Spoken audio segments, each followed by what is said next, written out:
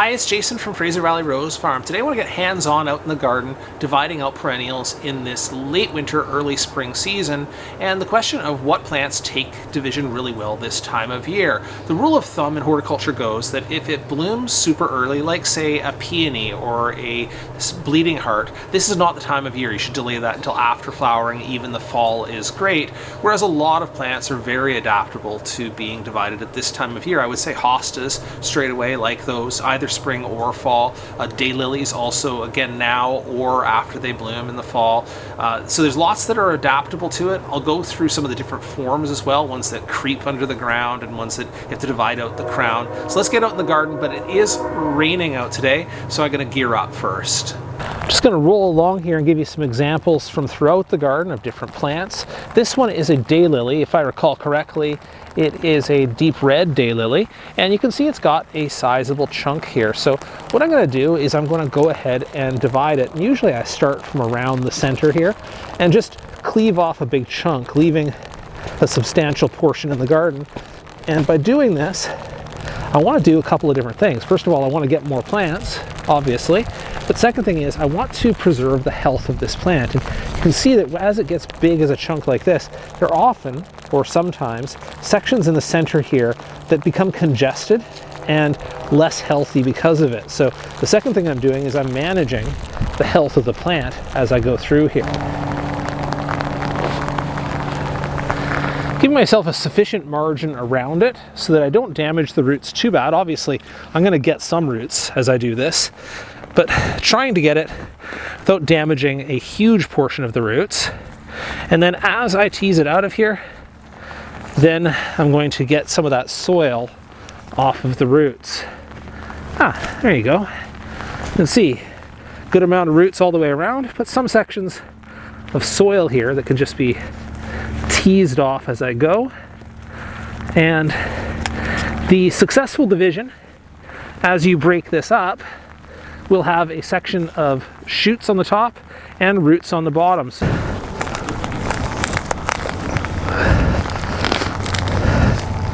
And that gave way. Pull that out. And I have no doubt as I pull this out of here, that is definitely sufficient. I count 6 or 7 eyes across the top here.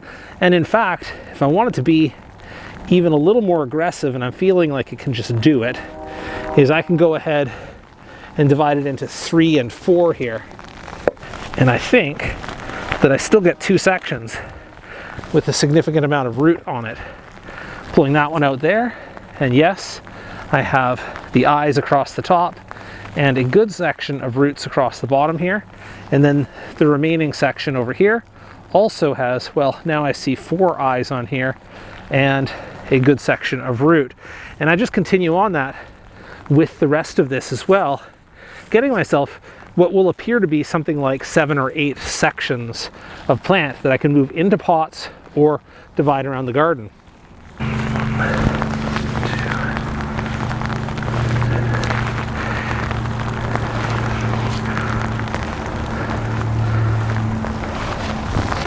This is Echinops retro, or globe thistle, and I want to point out that whilst it might make sense on some items to focus on the central clump, and this one might need division eventually anyway, I'm looking at some easy plants here on the edges, and what you've seen here is that it's dropped seedlings over time, and those seedlings have become little patches of their own.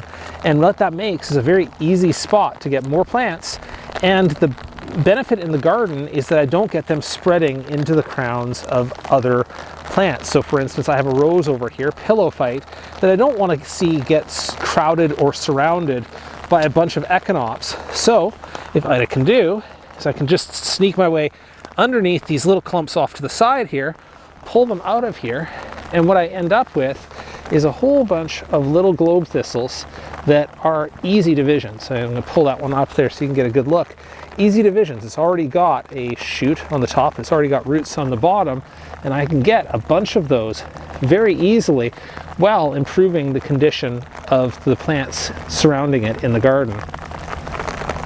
This is Geranium macrorhizome. It has bright pink flowers over a long period and is a super adaptable plant. One cool thing about it is that as a perennial, it pushes out above ground runners across from the center of the patch, and then as it touches down, they root very, very easily. I'm going to give you kind of a closer up here, because you can't really see that from here. I'm going to have to get in here quite aggressively and just pull up a patch and show you what I mean.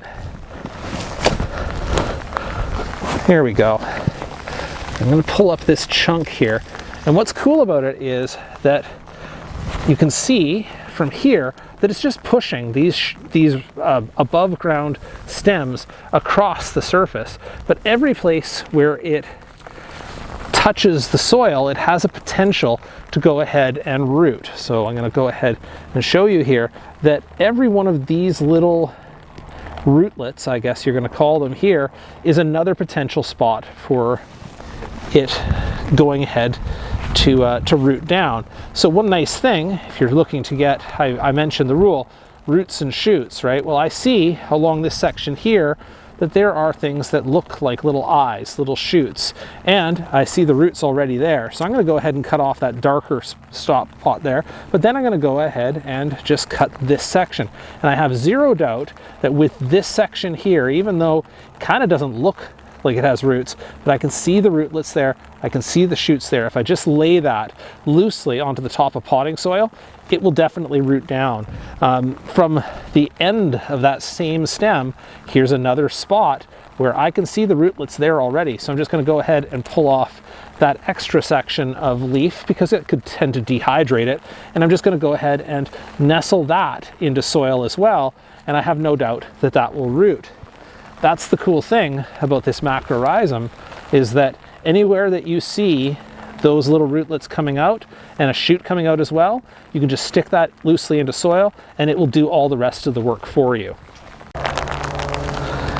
While the geranium sends out its shoots above the ground and sort of touches down and roots where it lands, this one is an example of a Lysomachia that you can see is sending its roots below the ground and creeping, and it can actually go quite a distance before it even emerges and sends up a new shoot. So something like that, if I just dig into the group there, I'm quite sure that I can make it make some sense.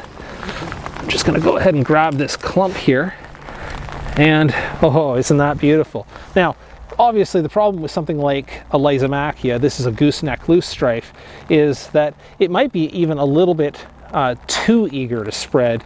So you're looking for this for two reasons. One, to eliminate a bunch of it. You might dig a whole big patch like this out and throw a good portion of it away. If you want it elsewhere in the garden, it's almost too easy to turn some of these into plants. You can see it's got shoots ready to come up. It's got a good amount of roots here. But what you might do with something like this is just use your digging as a way to rein in its spread before it takes over the whole patch. Let's take a look at these hellebores because it's kind of an interesting situation. If I remove some of the leaf litter around these, what I'm going to see is that there are seedlings down here. And hellebores are one of these flowers that they look wonderful early in the spring, and they drop their seeds, and when they drop their seeds fresh, they actually seed or germinate quite readily. They're not easy to grow from seed if you get old seed or dried seed. They only basically germinate fresh. Now, a couple of notes here about what varieties I'm looking at. See, this one here is a little bit whiter. It does have pink edges on there, a little more towards yellow or green with pink edges, whereas this one is quite a bit pinker, although they're not all that dissimilar. What you will find is that it's almost a physical proximity thing. Like if it dropped from these flowers, these seedlings are likely to be from this plant. What you may find is that there are plants here that are, you know, just germinating, 1-year-old, maybe even 2-year-olds down here. If you separate those out, the 2-year-old is far more likely to give you flowers sooner, although generally I have to admit it is a slow process. Collecting seeds like this can take 3 or 4 or 5 years to get your first blooms. And what I would like to do, if I can ideally do it, is get a large enough perimeter or diameter around it so that I don't end up damaging the roots as I pull this out. Even though they may have small root systems, it's important to try to get the whole root system. So I'm giving it a much wider digging space than the plant would necessarily make sense for at this point, if that makes any sense to you. So I'm going ahead and pulling that up. And there are tree roots down here too. But here's what I've got. And you know, I think there's more than one plant here for sure. There's seedlings upon seedlings. But what I'm kind of looking for, what I'm concerned about, is I'm looking at this guy here, where what I have is a nice shoot across the top, a nice crown, that is, and a nice set of roots, and it's come out with a significant amount of roots, which is good. So that one, I'm just going to go ahead and tuck that into the pot here, and I might stick some other seedlings in with it, you know, just because I pulled other ones out at the same time. I can just go ahead and nudge that in. Those can be sort of backup copies, and you do want the crown to be basically at the soil level, so you're not digging it deep. And you might fill in six or seven seedlings in this, depending on their size, just so that you'll be sure that you get one or two by the end of it. I'm getting muddy now, so I'm going to go in and divide and get these into pots. I've got the varieties that we talked about as I walked around the garden. I also grabbed this giant hosta here, Empress Wu, from a crater that I'll show you over there, and that's going to take a little bit of forceful division to get it apart. But it's a great time of year to start talking about division like this. Get them into pots. It gives them plenty of time to root for the upcoming season. Hope you enjoyed this sort of exploration of different plants that I can divide. If you have any questions about the process at all, drop them into the comments down below the video, and I'll see what I can do to help.